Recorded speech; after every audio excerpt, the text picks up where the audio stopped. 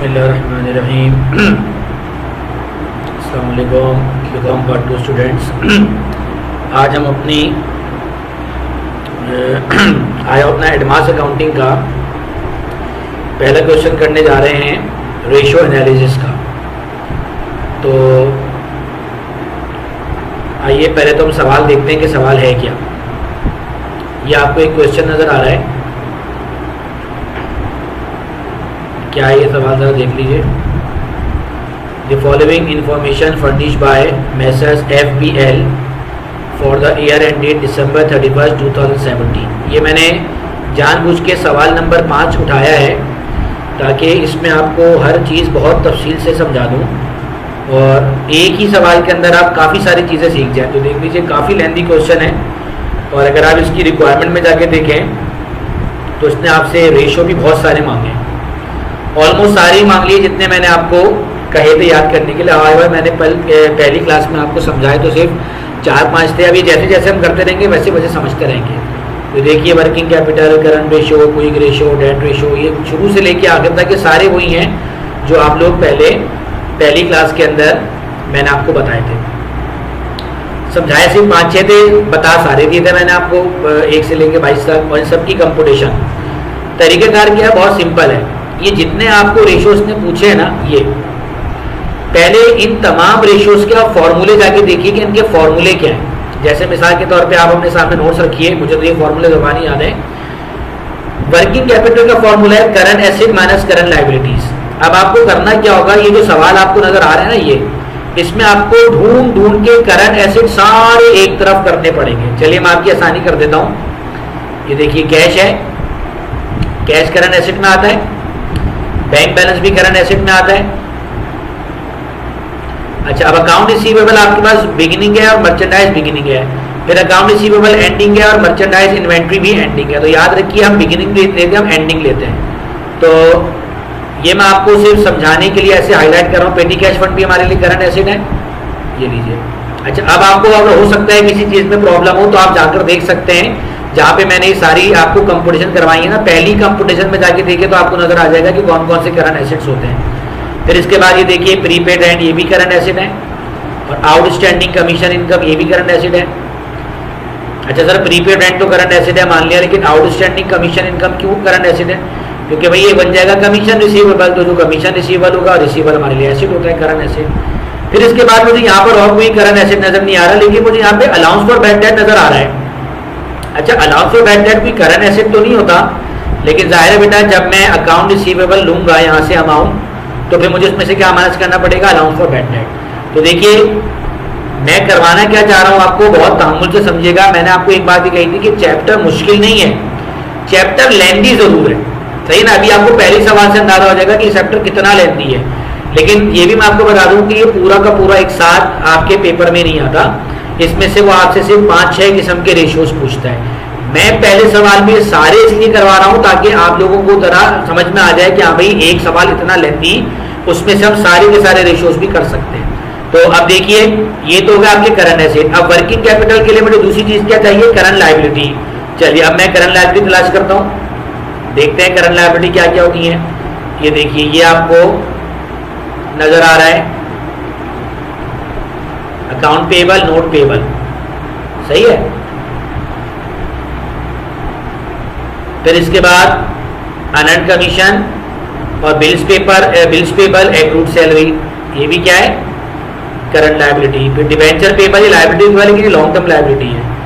और रिजर्व जो होता है, ये तो share holder equity, long term loan, ये भी लायबिलिटी होती है लेकिन लॉन्ग टर्म होती है। और इसके अलावा ये डिविडेंड डिक्लेयर्ड एट ₹5 पर शेयर। अब ये 5 पर शेयर में कैसे लूंगा, ये देखिए, आपका जो टोटल शेयर है कितने बनते हैं, ये 2,88,000 शेयर्स कैपिटल है। इसको आप 10 से डिवाइड कर देंगे तो आपका आंसर आ जाएगा 28,800। तो 28,800 अगर आपके शेयर्स हैं बेटा, ये उनको समझ में आएगा जिन्होंने पहला चैप्टर सही से पढ़ा हुआ है। यानी कुछ चीजें ऐसी हैं जो पहला चैप्टर जिन्होंने पढ़ा होगा उनको वहां से वो चीजें समझ में आएंगी बहुत आसानी से। जिन्होंने पहला चैप्टर नहीं पढ़ा उनको थोड़ी सी प्रॉब्लम हो सकती है। तो मैं आपको प्रॉब्लम क्लियर कर देता हूँ कि अगर आपको शेयर्स का अमाउंट मालूम करना है तो अमाउंट ये होता है, और अगर शेयर्स की क्वांटिटी मालूम करनी है तो आप 10 से डिवाइड कर दीजिए, क्वांटिटी आ जाएगी। तो यहाँ पे आपको सिर्फ अमाउंट गिवन है आप 10 से डिवाइड कर दीजिए तो ये 28,000 क्वांटिटी बन जाएगी। अब अगर उसको आप 4.5 से मल्टीप्लाई कर देंगे तो ये डिविडेंड डिक्लेयर जो है वो डिविडेंड पेबल बन जाएगा। तो आप लोग जो है वो अपने नोट्स में आगे लिख लीजिए, बेसिकली जो डिविडेंड डिक्लेयर्ड है ये डिविडेंड पेबल है। तो हर किस्म का जो पेबल होता है वो क्या होता है आपके लिए, करंट लायबिलिटी होता है। सही है।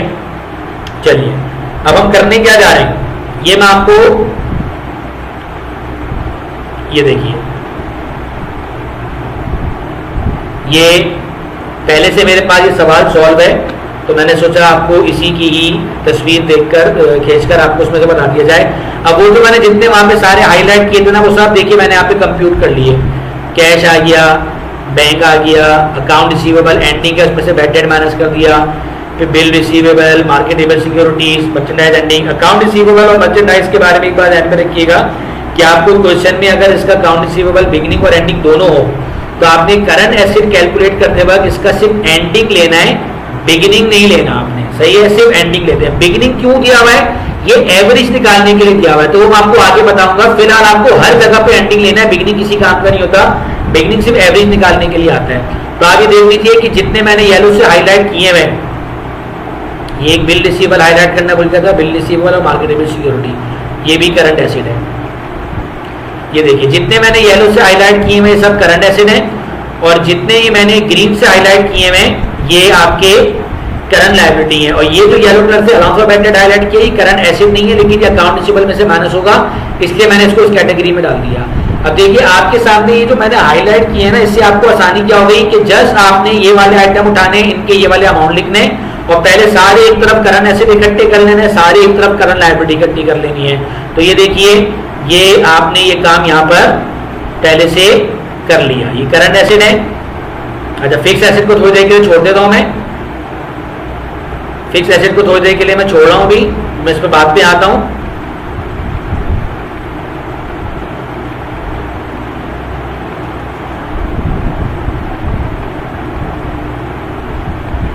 ये देखिए आ गई करंट लायबिलिटी। मेरे पास थोड़ा सा ये आगे पीछे है, बस सिर्फ समझा रहा हूं आपको। आप लोग एक काम कीजिए कि जो जो चीज मैं आपको बता रहा हूं, चाहे तो उसकी आप सामने सामने अपने मोबाइल से पिक भी लेते रहिए, ताकि आपको जो है वो मुश्किल ना हो। तो ये देखिए ये सारी करंट लायबिलिटी वही है जो मैंने वहां पे ग्रीन से हाईलाइट की थी।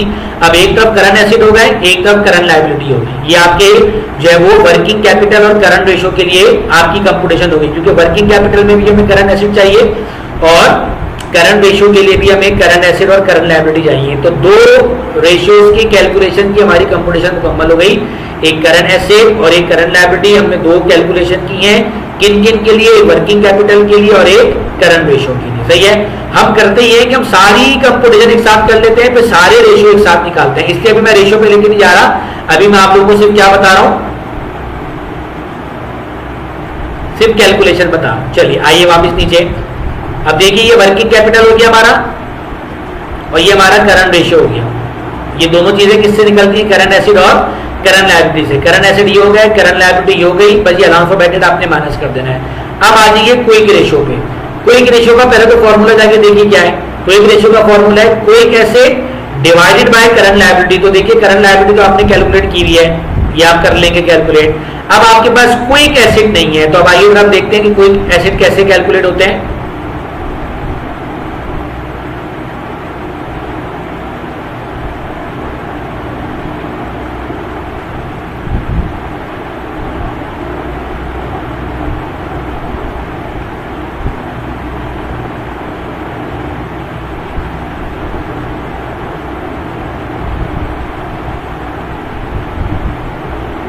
थोड़ा सा काम मेरे पास ही जो है ना वो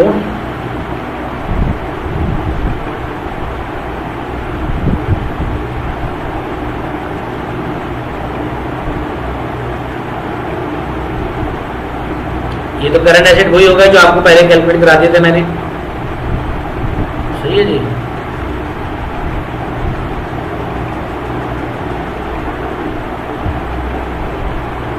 एक मिनट।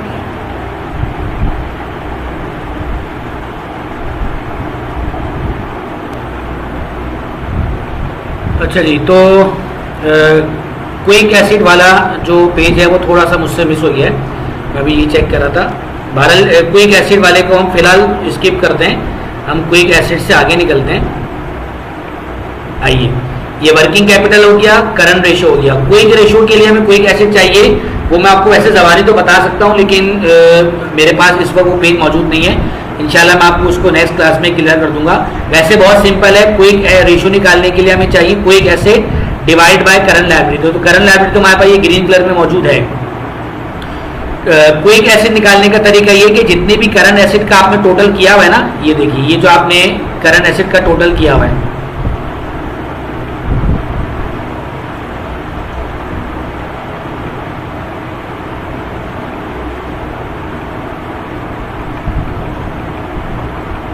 ये जो आपने करंट एसिड का टोटल किया हुआ ना, ये 1,81,500। अगर आप इसमें से मर्चेंडाइज इन्वेंट्री निकालते हैं और प्रीपेड निकालते हैं, मर्चेंडाइज इन्वेंट्री एंडिंग और प्रीपेड ये माइनस कर दें, तो आपके पास आ जाएंगे क्विक एसिड्स। तो क्विक एसिड का बहुत आसान फॉर्मूला है, वो ऊपर मेंशन है, इसमें यहाँ पे मेरे पास से मिस हो गया, ये मुझे नजर नहीं आ रहा। तो क्विक एसिड को इतनी बहुत मुश्किल चीज नहीं है जो आप ना कर सकें, अगर कर सके तो कर लीजिएगा, अदरवाइज उसको मैं आपको बाद में बता दूंगा। चलिए वापस चलते हैं सवाल में। अब मुझे अगली चीज क्या चाहिए, डेट रेशो। डेट रेशो के लिए मुझे क्या चाहिए होगा, current total liability divided by total acid. अब ध्यान में रखिए, हमने अभी सिर्फ करंट एसिड मालूम किए हैं और करंट लायबिलिटी मालूम की है। ये देखिए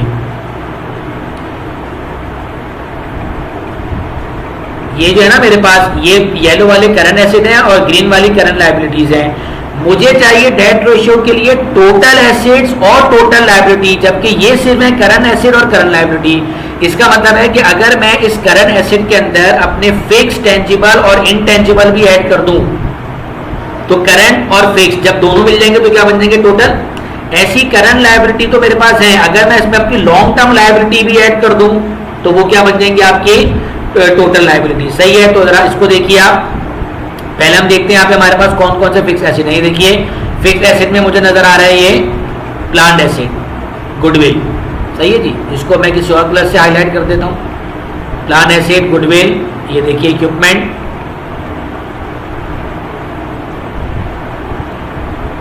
ये आपकी आसानी के लिए हाईलाइट कर रहा हूँ ताकि आपको समझ में आ जाए।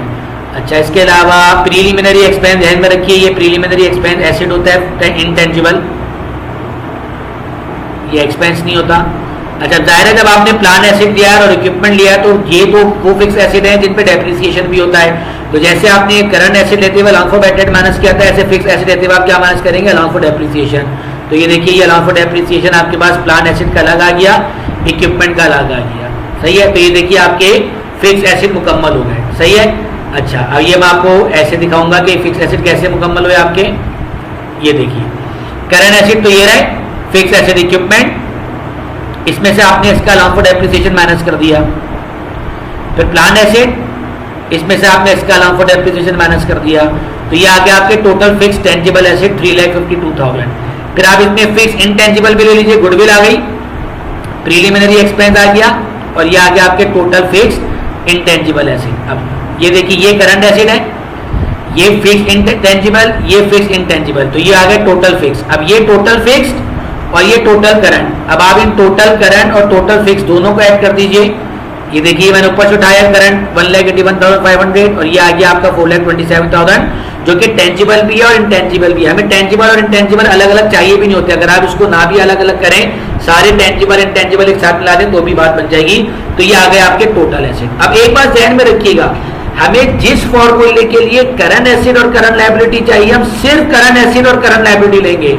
हमें जिस फॉर्मूले के लिए टोटल एसिड और टोटल लायबिलिटी चाहिए, हम टोटल लायबिलिटी और टोटल एसिड लेंगे, फिर करंटली लेंगे खाली। सही है। चलिए अब ये देखिए आप, अभी बात मुकम्मल हुई, क्योंकि अब मुझे डेट रेशियो निकालने के लिए डिनोमिनेटर में टोटल लायबिलिटी लेनी है, जबकि मेरे पास अभी ग्रीन कलर से जो नजर आ रही है सिर्फ करंट लायबिलिटी है। तो मैं यहाँ पे जो है वो लॉन्ग टर्म लायबिलिटी भी लेता हूँ। तो देखिए लॉन्ग टर्म लायबिलिटी में आपके पास आ गया 5% डिबेंचर पेबल, ये लॉन्ग टर्म लायबिलिटी है।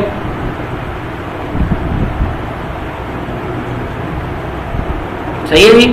इसके बाद ये लॉन्ग टर्म लोन, ये भी आपकी लॉन्ग टर्म लायबिलिटी है। सही है जी। इसके अलावा और कोई लॉन्ग टर्म लायबिलिटी नहीं है। करंट लायबिलिटी तो ग्रीन कलर से आ गई, और ये जो दो लायबिलिटीज है ये आपकी मैंने दूसरे कलर से लिख दी है। आप जरा जाके देखिए इसकी कंप्यूटेशन।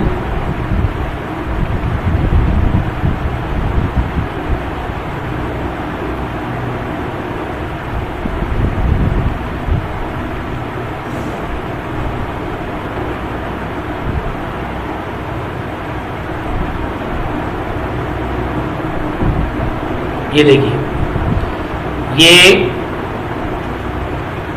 आपके पास करंट लायबिलिटीज पहले से मौजूद थी 98,400, अकाउंट पेबल, नोट पेबल, ये सब वो हैं जो ग्रीन कलर से मैं पहले हाईलाइट कर चुका हूं। अब आपने इसमें दो लॉन्ग टर्म लायबिलिटी को ऐड कर दिया, 1 लाख और 50,000। सही है जी, ये दो आपने ऐड कर दिए, ये आ गई आपकी लॉन्ग टर्म लायबिलिटी। अब ये करंट लायबिलिटी, ये लॉन्ग टर्म लायबिलिटी। अब जब आप इस करंट लायबिलिटी और लॉन्ग टर्म लायबिलिटी को ऐड करेंगे तो ये आ गई आपकी टोटल लायबिलिटी 2,43,400। अब अगर मुझे करंट लायबिलिटी चाहिए तो मैं ये उठा लूंगा, अगर मुझे टोटल चाहिए तो मैं ये उठा लूंगा।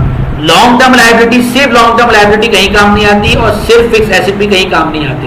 हाँ, फिक्स एसेट और लॉन्ग टर्म लायबिलिटी को हमें करंट एसेट और करंट लायबिलिटी में ऐड करेंगे तो ये टोटल एसेट और टोटल लायबिलिटी बन जाएंगे।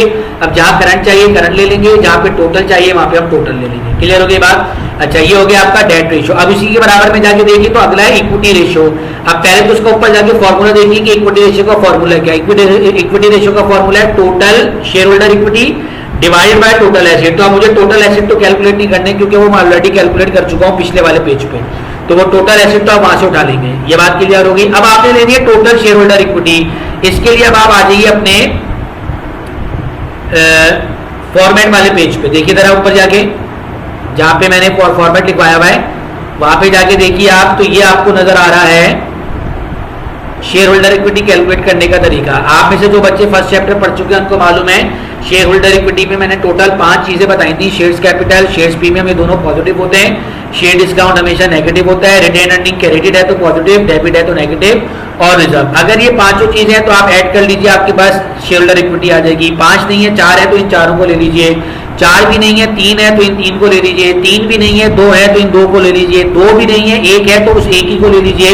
और अगर 1 भी नहीं है तो मतलब आपका पहला वाला फॉर्मूला नहीं लगेगा, फिर आपका दूसरा वाला फॉर्मूला लगेगा। तो सर हमें पता कैसे लगेगा पहला लगाएं या दूसरा? तो भैया अगर आपको इनमें से कुछ भी आइटम नजर आ रहा है तो आप दूसरे वाले फॉर्मूले को छोड़ दीजिए, आप डायरेक्ट पहला फॉर्मूला लगाइए। तो ये देखिए, ये आपका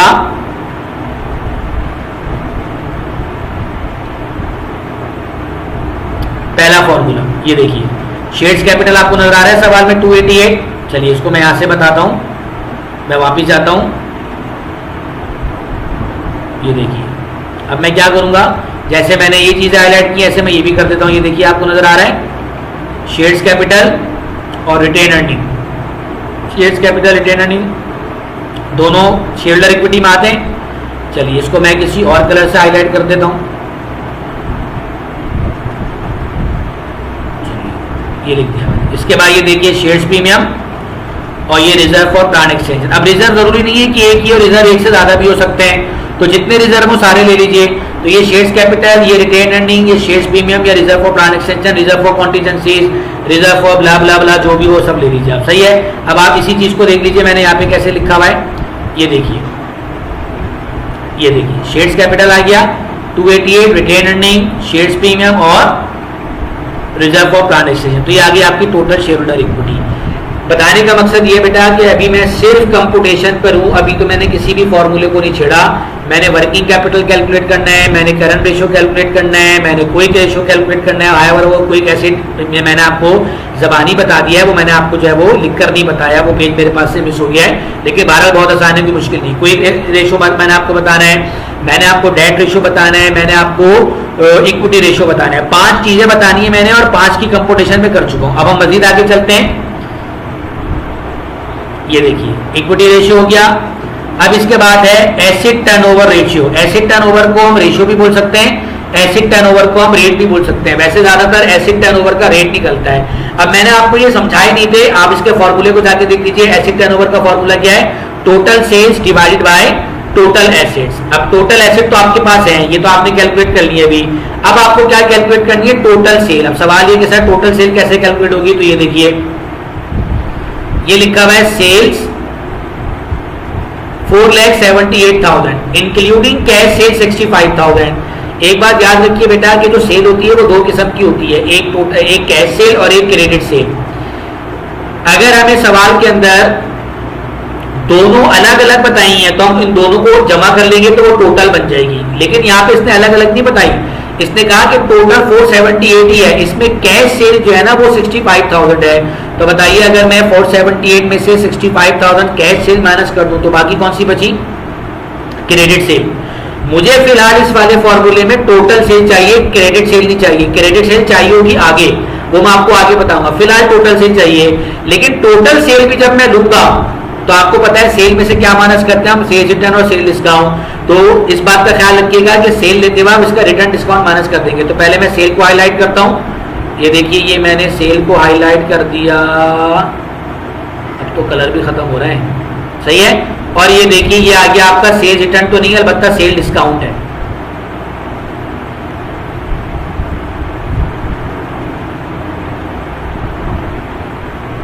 ये देखिए। अच्छा, अगेन मैं आपको एक बात बता रहा हूं कि ये जो 478 है, इसी में 65,000 कैश शामिल है, यानी मैंने 65 ऐड नहीं करना, ये टोटल 478 है। अगर मैं 65 कैश हटा दूं तो जो बाकी बचेगी वो क्रेडिट सेल होगी। मुझे अभी इस फॉर्मूले में क्रेडिट नहीं चाहिए, मुझे टोटल चाहिए। तो टोटल भी जब मैं लूंगा तो उसको भी नेट बना के लूंगा, डिस्काउंट माइनस करके। तो 478 में से मैंने 3000 माइनस कर दिया, तो कितना आया 475,000। तो आइए जरा इसको भी देख लेते हैं। ये देखिए, total sale net, cash cell अलग से 65,000 और क्रेडिट सेल जो है वो अगर आप 4,13,000 में से देखिए ना, वो 478 थी, 478 में से आप जो है वो 65,000 माइनस कर दीजिए, तो आपके पास जो आंसर आएगा वो क्रेडिट आएगा। इस क्रेडिट को भी आप नेट कैसे बनाएंगे, आपके पास जो आंसर आया था वो 4,13,000 आया था 478 में से 65 माइनस करके। अगर आप उसमें से 3,000 माइनस कर देंगे तो ये क्रेडिट सेल आ जाएगी नेट। बेसिकली जो सेल रिटर्न या सेल डिस्काउंट है ना, वो टोटल सेल में से नहीं बल्कि क्रेडिट सेल में से माइनस करते हैं, क्योंकि रिटर्न और डिस्काउंट की पॉलिसी सिर्फ क्रेडिट सेल के लिए होती है, कैश सेल उसमें शामिल नहीं होती। तो इसलिए मैंने 65,000 अलग कर दिया, बाकी बचा था 413 में से वो 3 डिस्काउंट माइनस कर दिया तो बच गया 4,10,000। तो कितना आया 4,75,000। आप चाहें तो डायरेक्ट ऐसे भी कर सकते हैं, 4,78,000 माइनस 3,000, तो आपके पास आंसर क्या आ जाएगा, टोटल सेल का 4,75,000। क्लियर होगी बात। तो ये आपकी आ गई टोटल सेल। चलिए अब हम वापस चलते हैं सवाल में कि हमें अब मजीद क्या कैलकुलेट करना है। अच्छा, अब हमें कैलकुलेट करना है अकाउंट रिसीवेबल टर्नओवर और इन्वेंट्री टर्नओवर। अब सवाल ये है कि अकाउंट रिसीवेबल टर्नओवर के लिए हमें क्या क्या चाहिए। अकाउंट रिसीवेबल टर्नओवर के लिए हमें क्या चाहिए, इसके लिए हमें जाना पड़ेगा अपने पेज के ऊपर और जाके देखना पड़ेगा कि अकाउंट रिसीवेबल टर्नओवर का फॉर्मूला क्या है। ये देखिए, अकाउंट रिसीवेबल टर्नओवर का फॉर्मूला है, अकाउंट रिसीवेबल का वाहिद फॉर्मूला है अकाउंट रिसीवेबल इन्वेंट्री का, जिसमें एक नहीं दो फॉर्मूले लगते हैं, ए और बी। पहला है टाइम ऑफ टर्नओवर, जिसमें हमें चाहिए net credit sale divided by average account receivable. अब आपको याद आया अकाउंट रिसीवेबल दो थे, एक अकाउंट रिसीवेबल बिगनिंग था, एक अकाउंट रिसीवेबल एंडिंग था। तो मैंने क्या कहा था कि फिलहाल जब करंट एसेट ले रहे हैं तो वहां पे आप सिर्फ एंडिंग लीजिए, अभी आपको बिगनिंग की जरूरत नहीं है। तो आपने अकाउंट रिसीवेबल भी एंडिंग लिया था और इन्वेंट्री भी एंडिंग ली थी। बिगनिंग सेम इसलिए दी जाती है ताकि आप इसका एवरेज बना सकें। फिर इसके बाद इन्वेंट्री टर्नओवर, दोनों को मैं आपको एक साथ यहाँ पे बता रहा हूँ, फिर मैं कैलकुलेशन पे लेके चलता हूँ। तो ये एवरेज अकाउंट रिसीवेबल कैलकुलेट करना और नेट क्रेडिट सेल अभी देखिए थोड़ी देर पहले कैलकुलेट की है। ये देखिए, ये जो 4,13,000 में से 3,000 माइनस किया था, तो ये जो 4,10,000 आंसर आया था ये नेट क्रेडिट सेल ही आया था। तो नेट क्रेडिट सेल तो हमारे पास है, इसके लिए तो हमें कुछ भी नहीं करना। हाँ, एवरेज अकाउंट रिसीवेबल कैलकुलेट करना, उसको मैं लेके जाता हूँ। इन्वेंट्री टर्नओवर के लिए हमें चाहिए कॉस्ट ऑफ गुड्स सोल्ड और एवरेज इन्वेंट्री। तो फिर एवरेज इन्वेंट्री भी हमारे लिए कोई मुश्किल नहीं है। एवरेज इन्वेंट्री के लिए भी हम क्या करेंगे, जो हमारे पास इन्वेंट्री बिगनिंग और इन्वेंट्री एंडिंग थी उसको जमा करके डिवाइड बाय 2 कर देंगे तो एवरेज इन्वेंट्री आ जाएगी। Account receivable inventory, account receivable beginning और अकाउंट रिसीवेबल एंडिंग, इनको भी दोनों को प्लस करके डिवाइड बाय 2 कर देंगे तो हमारे पास एवरेज अकाउंट रिसीवेबल निकल के आ जाएगा। तो ये देखिए, ये मैं आपको कैलकुलेशन पे बता देता हूँ। ये देखिए, एवरेज अकाउंट रिसीवेबल आपको नजर आ रहा है। ये पहले मैं आपको यहां पे लेके चलता हूं।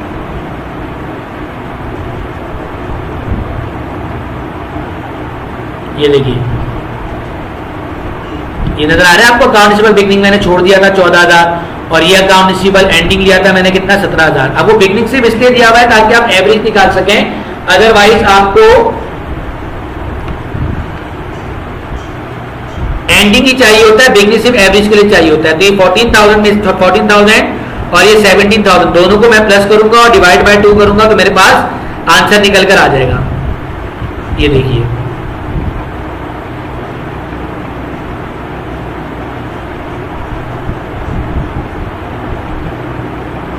ये देखिए नजर आ रहा है आपको। ये बिगनिंग, ये ending divide by 2।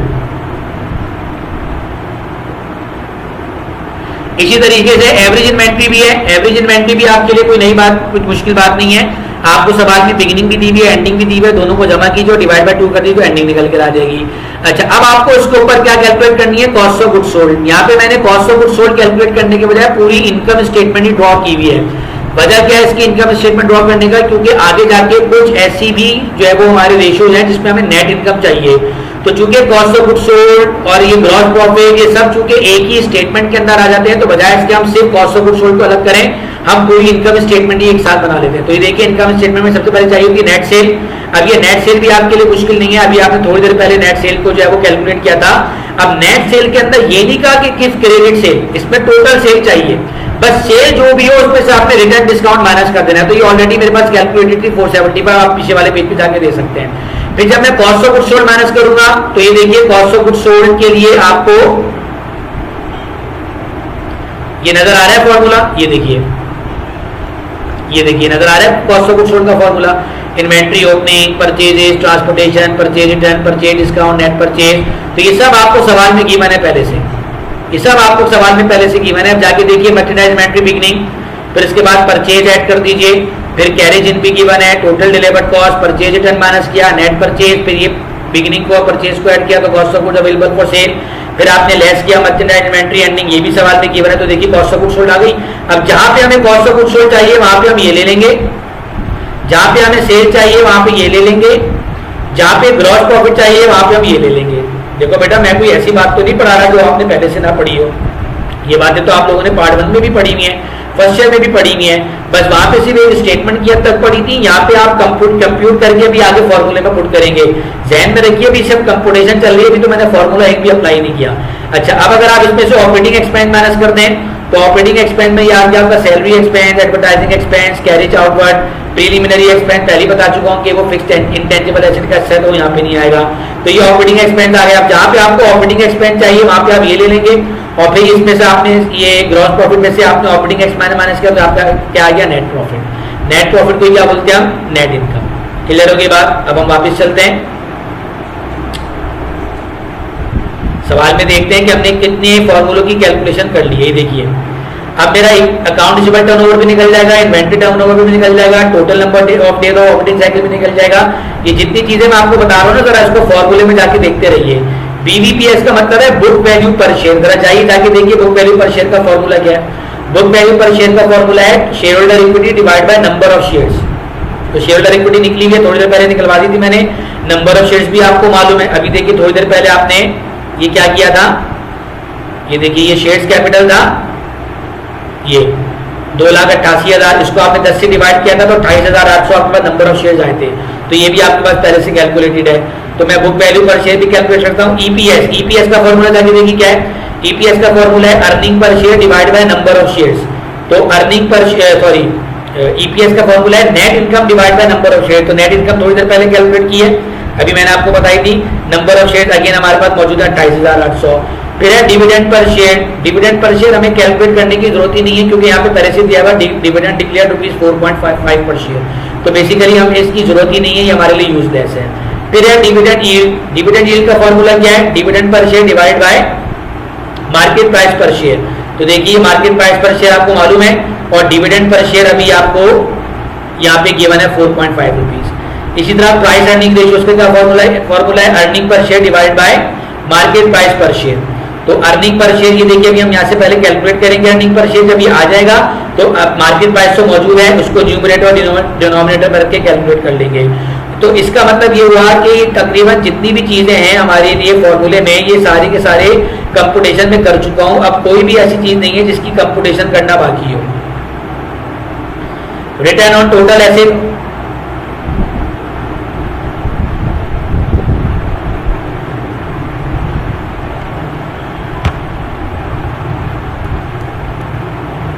Return on total assets, return on share holder equity. Return का मतलब नेट इनकम होता है, नेट इनकम पहले कैलकुलेट कर चुके हैं हम और टोटल एसेट भी हम कैलकुलेट कर चुके हैं। अगेन रिटर्न का मतलब नेट इनकम होता है, नेट इनकम कैलकुलेट कर चुके हैं और शेयर होल्डर इक्विटी भी कैलकुलेट कर चुके हैं। फिर इसके बाद है return of cost of goods sold on sale. Cost of goods sold भी अभी थोड़ी देर पहले इनकम स्टेटमेंट में मैंने कैलकुलेट करवा दी थी आपको।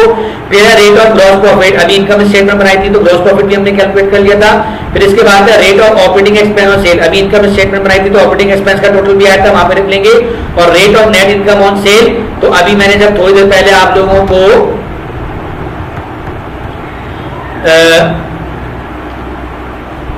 नेट इनकम स्टेटमेंट बनवाई थी तो वहां पे नेट इनकम भी आ गई। तो देखिए एक इनकम स्टेटमेंट से इतनी सारी चीजें मैं ऑलरेडी कैलकुलेट कर चुका हूं। तो यूं प्रैक्टिकली मेरे पास जितनी चीजें कैलकुलेट करनी है सबकी कंप्यूटेशन मुकम्मल होगी। अब मैं आपको एक मरतबा सारी कंप्यूटेशन को दोबारा ले जा रहा हूं, आप तसल्ली से देखिए, कुछ मैंने हाईलाइट कर दी है ताकि आपको समझ में आ जाए। सही है, तो ये थोड़ा सा मेरे पास आगे पीछे हुआ हुआ काम मैं आपको बहरहाल उससे दिखा देता हूं।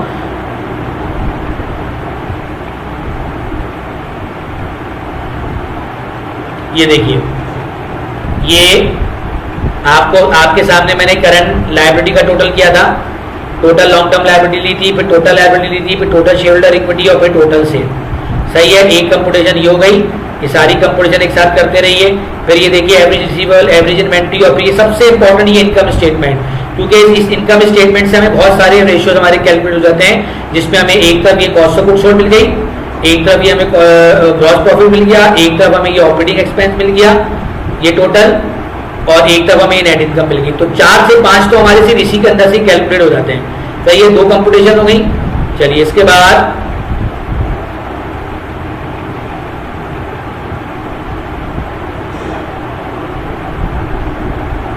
ये एसिड वाली आ गई। ये देखिए करंट एसिड सबसे पहले कैलकुलेट करवाया था, फिर करंट एसिड के बाद मैंने फिक्स टेंजिबल अलग, फिक्स इंटेंजिबल अलग, और फिर मैंने करंट में टोटल फिक्स को टोटल करंट में ऐड कर दिया। तो ये हमारे पास टोटल एसिड निकल कर आ गए। तो बताने का मकसद ये बेटा कि अभी ये सिर्फ कंप्यूटेशन हुई है, अभी फॉर्मूले कोई से भी नहीं लगे। अब हम जा रहे हैं अपने फॉर्मूले पे, और अब आप जाके देखिए कि आपका पहला फॉर्मूला किस चीज का है, वर्किंग कैपिटल। तो आइए बिस्मिल्लाह करते हैं।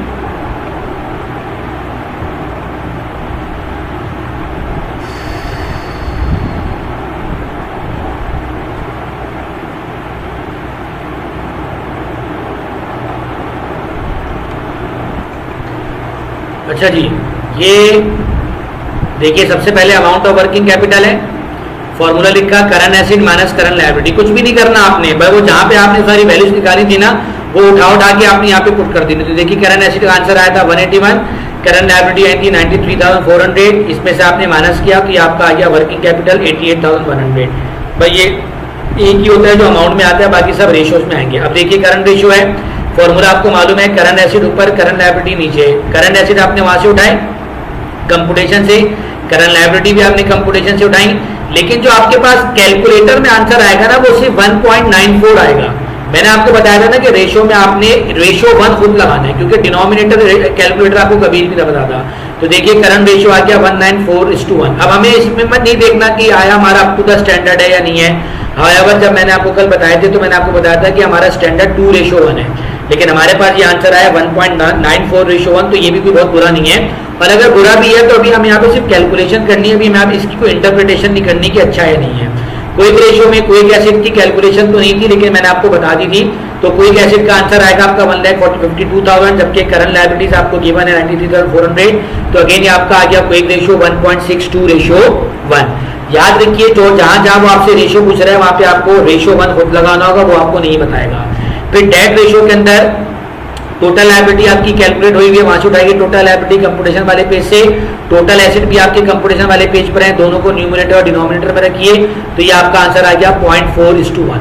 आप 0.4 के बाद एक और डिजिट ले रहे तो बेहतर है, जैसे अगर 0.4 के बाद 5 है तो 0.45:1। तो आप कोशिश कीजिए कि डेसिमल के बाद कम से कम 2 डिजिट लें। फिर इसके बाद इक्विटी रेशियो है, तो टोटल शेयर होल्डर इक्विटी भी कैलकुलेटेड है। अब इसका मतलब ये है कि कंप्यूटेशन अगर हो गई तो यहाँ पे तो जस्ट वैल्यूज पुट करनी है, आंसर निकालना है, इसलिए यहाँ पे मेरा समझाने का कोई खास काम नहीं है, बस मैं जरा फास्ट प्ले करूंगा और जल्दी आपको बताऊंगा। तो ये आ गया आपका टोटल शेयर होल्डर इक्विटी 4,79,500 जो कि कंप्यूट किया था आपने, और टोटल एसिड आपके पास ये भी कंप्यूटेड है, तो आपका आंसर आ गया 0.78:1। ये आपके ई तक कैलकुलेशन हो गई है। सही है जी। इसके बाद जी, अब इसके बाद अगला है acid turnover. Acid turnover rate, वहां पे आपको एसिड टर्नओवर रेशियो गिवन है, वैसे एसिड टर्नओवर का रेट निकलता है। तो ये आगे टोटल सेल ये भी गिवन है आपके पास, डिवाइड बाय टोटल एसेट ये भी गिवन है।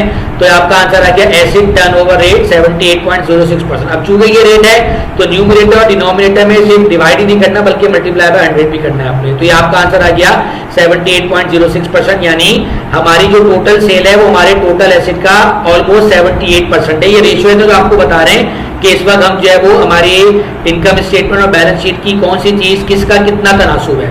इसके बाद है account receivable turnover. Account receivable turnover में दो चीजें आती हैं, एक होता है number 1 A time of turnover. Time of turnover का फॉर्मूला नेट क्रेडिट सेल। अब याद रखिए मैंने आपको वहां पे टोटल सेल बताई है और क्रेडिट सेल अलग बताई है। अब टोटल सेल जहां चाहिए होगी वहां पे सिर्फ टोटल सेल लेंगे, जहां पे क्रेडिट सेल चाहिए होगी वहां पे सिर्फ क्रेडिट सेल लेंगे। तो अब यहाँ पे सिर्फ नेट क्रेडिट सेल लूंगा, वो कितनी आई थी 4,10,000, और एवरेज अकाउंट रिसीवेबल वो भी आपने पीछे कैलकुलेट किया था, वो निकला था 15,500। तो आपके पास आ गया टाइम ऑफ टर्नओवर 26.45, यानी आपका जो सेल है वो तकरीबन पूरे साल में 26 टाइम्स आपकी सेल होती है। तो अगर आप पूरे साल में 26.5 टाइम सेल करते हैं पूरे साल में उधार पे, तो हर कितने दिनों के बाद आपको पहली सेल की कलेक्शन मिलती होगी। तो सिंपल साल में 365 दिन होते हैं और टाइम ऑफ टर्नओवर है 26.45।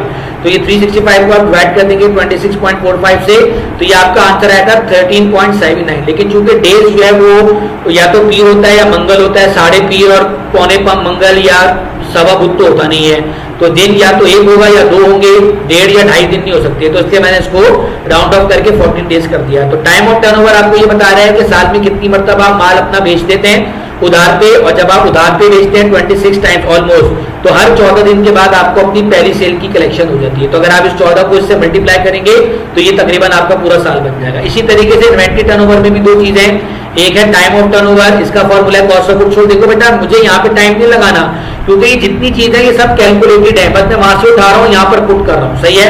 तो ये कॉस्ट ऑफ गुड्स सोल्ड भी आपको वहां पे गिवन था, कैलकुलेट किया था, और एवरेज इन्वेंट्री भी आपने कैलकुलेट की थी। तो ये आया इसका टाइम ऑफ टर्नओवर 21.43, यानी कि साल में आपको तकरीबन कोई 21 मरतबा जो है वो माल की जरूरत पड़ती है, सप्लाई की जरूरत पड़ती है बेचने के लिए। तो अगर आपको तकरीबन साल में 21 मरतबा माल की जरूरत है खरीदने की, तो आपको हर कितने दिन के बाद पहली सप्लाई मिलेगी। अगर आपको साल में 21 मरतबा माल खरीदना है बेचने के लिए, तो आपको हर कितनी मरतबा के बाद सप्लाई मिलेगी, तो आपको 17 दिन के बाद सप्लाई मिलेगी। कैसे? 365 साल के 365 दिन हो गए और टाइम ऑफ टर्नओवर निकाला आपने 21.43, इसको इससे डिवाइड करेंगे। तो याद रखिए डेज हमेशा आपने राउंड ऑफ पे लेना है, उसको आपने जो है वो पॉइंट में नहीं लेना। तो सिर्फ ये दो हैं, इन्वेंट्री टर्नओवर और अकाउंट रिसीवेबल टर्नओवर, जिसके ए और बी अलग अलग फॉर्मूले हैं। फिर इसके बाद ये हो गया, आइए आगे चलते हैं। चलिए ये आ गया आपका रिटर्न ऑन टोटल एसेट्स। अब रिटर्न ऑन टोटल एसेट के अंदर नेट इनकम सवाल में गिवन है, टोटल एसेट भी गिवन है। ये हमें क्या बता रहा है, rate of return on total asset, के आपकी जितने एसेट हैं उसके मुकाबले में आपकी कमाई कितनी है। तो हमारे जितनी इनकम हुई है 65,000, वो आपने नेट इनकम वाले पेज से जाके देखिएगा। अगर आप उसको अपने टोटल एसेट से डिवाइड करते हैं तो हम कह सकते हैं कि हम अपने एसेट्स की बुनियाद पर ऑलमोस्ट 10.68% तक रिटर्न हासिल कर रहे हैं। यानी जितने एसेट इस वक्त हमारे कारोबार में लगे हुए हैं, हम अपने उस एसेट की बुनियाद पे 10.68% तक इनकम अर्न कर रहे हैं।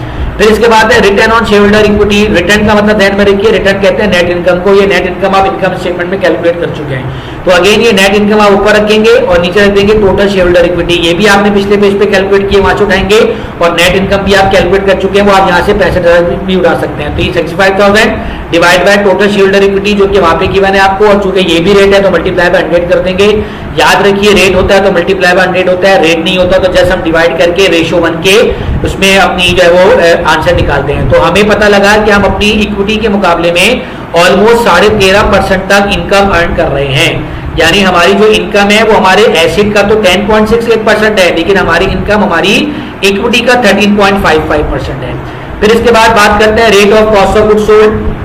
और rate of cost of goods sold का फॉर्मूला अप्लाई होता है cost of goods sold divide by total cell.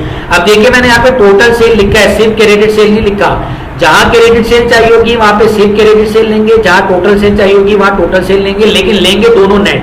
तो कॉस्ट ऑफ गुड्स सोल्ड ये भी आपने अपनी इनकम स्टेटमेंट में कैलकुलेट किया 3,05,500, उसको आपने डिवाइड कर दिया अपनी टोटल सेल से, तो पता लगा कि हमारी जो कॉस्ट ऑफ गुड्स सोल्ड है वो हमारी सेल का 64.2 0.31% है। फिर आता है rate of gross profit on sale, तो ग्रॉस प्रॉफिट आपने ऊपर रखा, डिवाइड कर दिया अगेन टोटल सेल से, तो ग्रॉस प्रॉफिट भी इनकम स्टेटमेंट में आपने कैलकुलेट किया था 1,69,500, और टोटल सेल अगेन वही वाली है जो मैंने ऊपर ली थी 4,75,000, तो ये आपका आंसर आ गया मल्टीप्लाई बाय 100 करके 35.68%, यानी जो हमारा ग्रॉस प्रॉफिट है वो हमारी सेल का 35.68% है। सही है, ये थोड़े से हो सकते हैं आगे पीछे हो गए हो, लेकिन ये है सारे तकरीबन।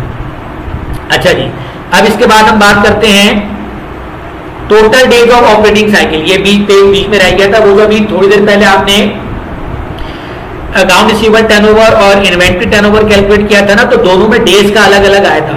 इन्वेंट्री टर्नओवर के डेज कितने आए थे 14, सॉरी अकाउंट रिसीवेबल टर्नओवर के डेज कितने आए थे 14, जाके देख लीजिए, और इन्वेंट्री टर्नओवर के डेज कितने आए थे 17। आप इन दोनों डेज को जमा कर दीजिए तो टोटल आपके पास आ जाएगा 31 डेज। तो ये आपका आ गया total days of operating cycle, यानी टोटल माल खरीदने से लेके माल बेचने तक 31 दिन का हिसाब किताब बनता है। सही है, तो ये अलग से कोई नहीं है। अगर आपसे सवाल में इन्वेंट्री टर्नओवर और अकाउंट रिसीवेबल टर्नओवर नहीं पूछा तो वो आपसे ये भी नहीं पूछेगा, क्योंकि जब डेज ऑफ कलेक्शन और डेज ऑफ सप्लाई नहीं होंगे तो इसका भी कोई काम नहीं है। फिर बारी आती है बुक वैल्यू पर शेयर की। बुक वैल्यू पर शेयर का फॉर्मूला है टोटल शेयर होल्डर इक्विटी, ये कोई नई चीज नहीं है, पीछे कैलकुलेट की हुई है। नंबर ऑफ शेयर को मैं आपको पहले बता चुका हूँ, शेयर्स कैपिटल को 10 से डिवाइड कर देंगे तो नंबर ऑफ शेयर आ जाएगा। तो ये ना रेट है ना रेशियो है, बल्कि ये अमाउंट है, यानी आपकी बुक में आपके शेयर की वैल्यू कितनी है 16.64, और आगे रुपीस लिख दीजिएगा। वैसे तो हम न्यूमरेटर और डिनोमिनेटर को जब डिवाइड करते हैं तो या तो हम कहते हैं वो रेशियो है या रेट है। रेट होता है तो मल्टीप्लाई बाय 100 करते हैं, रेट नहीं होता तो जस्ट न्यूमरेटर और डिनोमिनेटर को डिवाइड करके जो अमाउंट आता है उसके आगे रेशियो वन खुद लग देते हैं। लेकिन बुक वैल्यू पर शेयर ना तो रेट है ना रेशियो है, ये एक अमाउंट है, तो इसलिए 16.64 के आगे आप रुपीस लिखेंगे। यानी हमारी बुक के अंदर वैसे तो जो है वो इसकी वैल्यू 10 रुपये होती है शेयर की, लेकिन हमारी बुक के अंदर इसकी वैल्यू कितनी है 16.64 रुपी। इसके बाद है अर्निंग पर शेयर, बहुत आसान फॉर्मूला है, net income divide by number of share. Number of share एक मतलब आपने निकाल लिए, नेट इनकम की आप पहले से निकाल चुके हैं, नेट इनकम आपने वही रखी जो पहले रखी थी 65,000। नंबर ऑफ शेयर ये आ गया, तो ये आ गई आपकी ईपीएस। ये बहुत ही मशहूर रेशियो है जो कि आपको तकरीबन जितनी भी ज्वाइंट स्टॉक कंपनी है उनकी रिपोर्ट्स में भी आपको मिलता है। ये भी ना रेशियो है ना रेट है बल्कि अमाउंट है, तो इसके आगे भी आप रुपीस लिखेंगे, बल्कि देखिए रुपीस लिखा हुआ भी है, इसके आगे भी रुपीस लिखा है, इसके आगे भी रुपीस लिखा है। यानी अर्निंग पर शेयर का मतलब है कि आप एक शेयर पे 2.25 रुपीस अर्न कर रहे हैं। सही है, तो इसके आगे रेशियो मत लगा दीजिएगा, यह रुपीस लिखिएगा आप। इसके बाद है डिविडेंड यील्ड। डिविडेंड यील्ड का फॉर्मूला है dividend per share divide by market value पर शेयर। तो